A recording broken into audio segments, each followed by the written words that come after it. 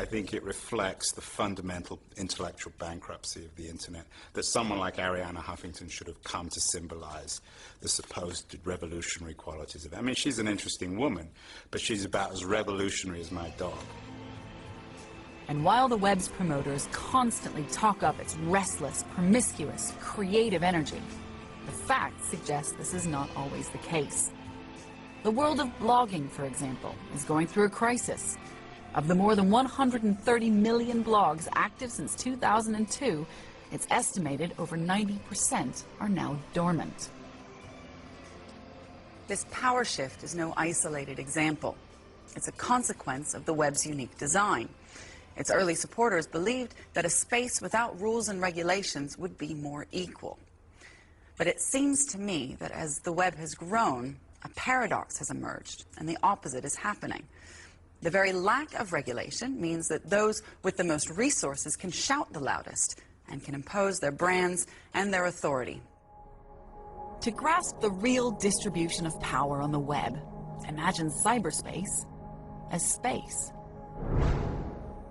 Seen here for the first time is a mathematically accurate model of web traffic in Britain. This is a galaxy dominated by a handful of mega brands. Each month, we search Google more than 38 million times. 1 in 3 of us now have a Facebook page. eBay gets 21 million visits a month. Amazon, 16 million.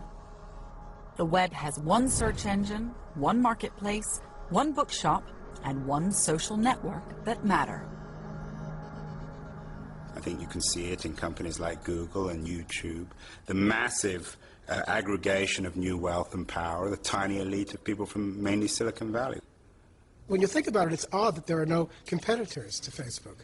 There's competition for everything in a capitalist society. The way Honda competes with Toyota, you know, the way Pepsi competes with Coke. Does that fact demonstrate, in fact, that the Internet is a limited place for all of its rhetoric about entrepreneurial and cultural freedom? You see with the Internet a very pure manifestation of the way in which power works.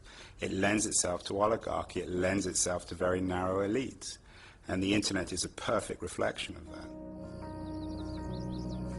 And now, 20 years on, with much of the developing world beginning to come online, the man who invented the web is worried about its future. The concerns that I have are that there will be some sort of central control. And in some countries, it's the government, and in some countries, it's the companies. And I think we have to be always vigilant about these threats, or the whole web will become too frightening to use. So does the emergence online of these new power blocks mean the web's leveling days are over? Is the idealistic vision of it as a unique space where we're all equal simply a nostalgic memory?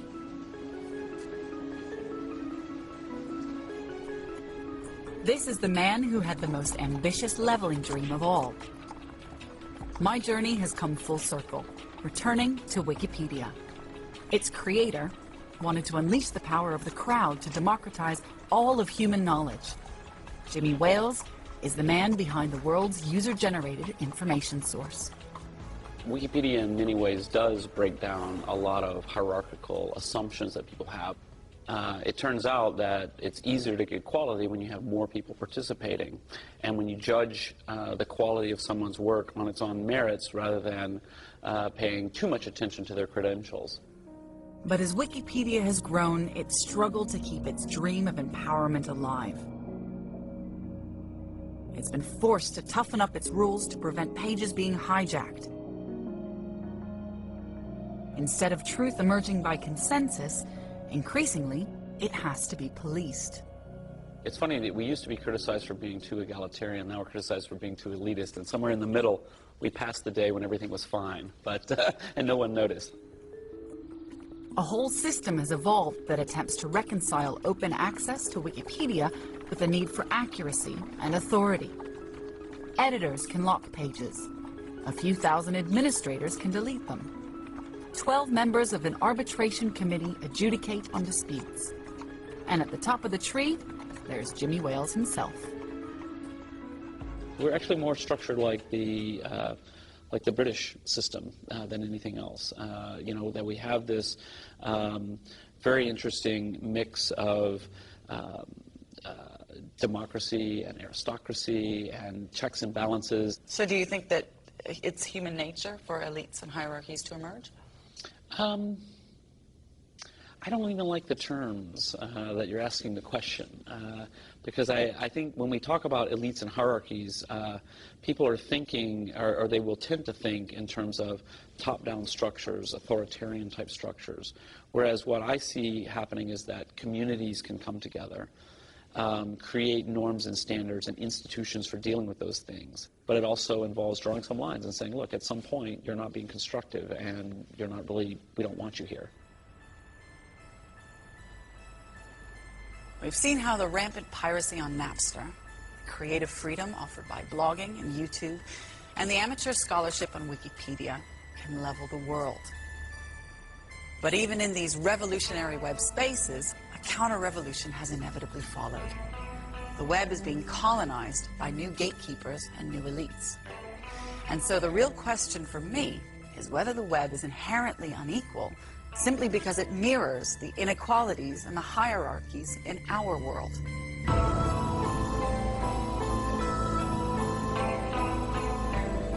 Somebody has to be in charge. You know, that's what I was taught in the Army, and I believe it, that you know, there's got to be somebody who is responsible for everything that the system does and fails to do. Well, hierarchies will emerge. I mean, you know, it's a rare species that doesn't have a pecking order. I think the web will really take on the contours of what culture has always been. There'll be hierarchies, there'll be elites. Like all technology, the internet is not a cure for human nature, it's an amplification of human nature, both the good and the bad. I've talked about it being open and free in the sense of freedom and decentralized, but I think it would be very wrong to assume that if you connect a country, it will become equal. For me, the most important question about the web today is whether its idealistic beginnings have been relegated to history. I don't think so, because I believe the web is more than a simple reflection of our world. Instead, it's endlessly reinventing itself. And by placing so much power in the hands of the people who use it, whenever one part of the web is closed down, colonized, and controlled, the technology opens up new frontiers. It's a space of perpetual innovation. No one can stop it, but we do need to take care of it. This virtual revolution is an extraordinary challenge and responsibility, and an extraordinary opportunity.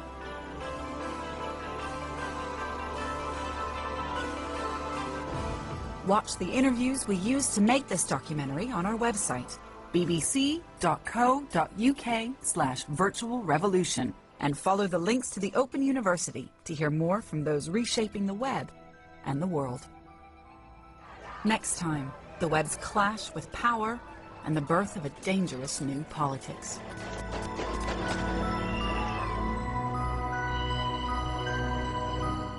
And that's next Saturday night. The series continues at 8:15 here on BBC Two. You can see the winning entries of the virtual